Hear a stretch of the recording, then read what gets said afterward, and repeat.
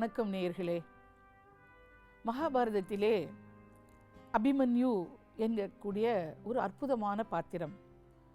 அவன் என்ன செய்கிறான் என்று சொன்னால், போர்க்கலைகளிலே மிக சிறந்து விளங்குகிறான். மிக சிறிய வயதிலே தன்னுடைய தந்தையைப் போல அந்த அளவுக்கு அவன் போர்க்கலைகளை பயிலவில்லை என்று சொன்னால் கூட எல்லா போர்க்கலைகளும் அவனுக்கு தெரிந்திருக்கிறது. அது எப்படி என்று சொன்னால், அவன் தன்னுடைய தாய் சுபத்திரை வயிற்றிலே இருக்கும் போதே தன்னுடைய தாய்மாமன் கிருஷ்ணன் அல்லது தன்னுடைய தந்தை அர்ஜுனன் போர்க்கலைகளை பற்றி சொல்லக்கூடியவர்களை கேட்டு கேட்டு வயிற்றுக்குள்ளிருந்தே கேட்டு வளர்ந்தானாம். அப்படி அவன் ஒரு முறை அர்ஜுனன் சொல்கின்ற மிகப்பெரிய போரிலே ஒரு வியூகம் வகுத்தால் அது சக்கர வியூகம் என்று சொல்வார்கள். யாரும் உள்ளே நுழைந்து விடாதபடிக்கு போர்க்கலை அது. அதை அவன் கேட்டு வளர்கிறான்.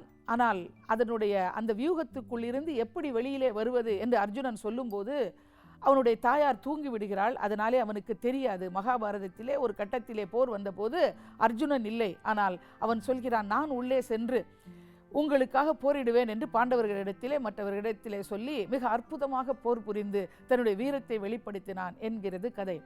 இந்த கதையிலே கருவுக்குள்ளே இருக்கும் போதே அவன் இந்த கதைகளை எல்லாம் கேட்டு வளர்ந்தான். அது அவனுக்கு ஞானத்தை கொடுத்தது, அவனுக்கு அந்த கல்வியை கொடுத்தது என்று சொல்கிறது ஒரு புதிய விஷயம்.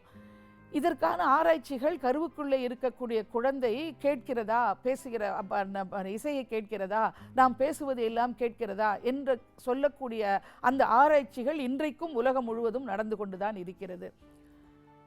இதை நிரூபணம் செய்வது போல சமீபத்திலே ஒரு நிகழ்ச்சி.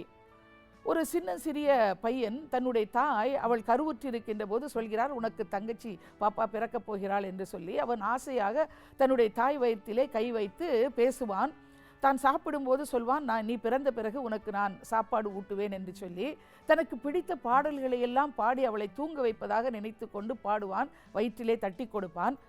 ஆனால் அந்த குழந்தை பிறந்தபோது என்ன சோகம் என்று சொன்னால், என்ன நோய் என்று தெரியாமல் அந்த குழந்தை இனி சாவுக்கு தான் தேதி குறிக்க வேண்டும் என்று சொல்லி டாக்டர்கள் கையை விரித்த பிறகு அது தொடர்ச்சியாக ஐசி யூனிட்டிலே பாதுகாப்பிலே வைத்திருக்கிறார்கள். சிறு குழந்தைகள் அங்கே செல்ல முடியாது. ஆனால் கடைசியாக அவள் அந்த முகத்தை அவன் பார்த்து கொள்ளட்டும் என்று சொல்லி அந்த சிறுவனை உள்ளே அழைக்கிறார்கள்.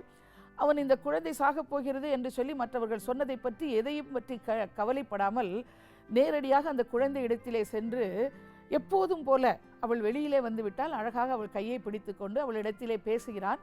வழக்கம் போல யூ ஆர் மை சன்ஷைன் என்று சொல்லி அவளிடத்திலே தனக்கு பிடித்த அந்த பாடல்களை எல்லாம் பாடுகிறான், தட்டி கொடுக்கிறான், தூங்க வைக்கிறான்.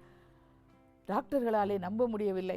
மானிட்டர்கள் இதுவரையிலே சொன்ன விஷயம் வேறு, அவளுடைய நாடி துடிப்புகள் அடங்கி கொண்டிருக்கிறது என்று சொல்லி. ஆனால் இப்போது எல்லா கட்டுகளிலிருந்தும் விடுபட்டு அவள் அற்புதமாக தூங்க தொடங்கி இருக்கிறாள். அவளுக்கு எந்தவித கோளாறுமாக இல்லை. அவள் இடத்திலே இருந்த கோளாறுகள் எல்லாம் விடுபட்டு அவள் அமைதியாக இருக்கிறாள் என்பதை பார்க்கின்ற போது மருத்துவர்கள் மிக மிக மிக ஆச்சரியப்பட்டார்கள் என்று சொல்கிறார்கள்.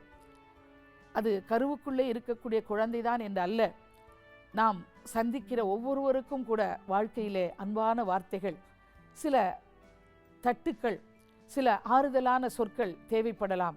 அப்படிப்பட்ட ஆறுதலை, சொற்களை நம்மாலும் பிறருக்கு தர முடியும் என்று சொன்னால் நம் வாழ்க்கையிலும் இன்பம் நிச்சயம்.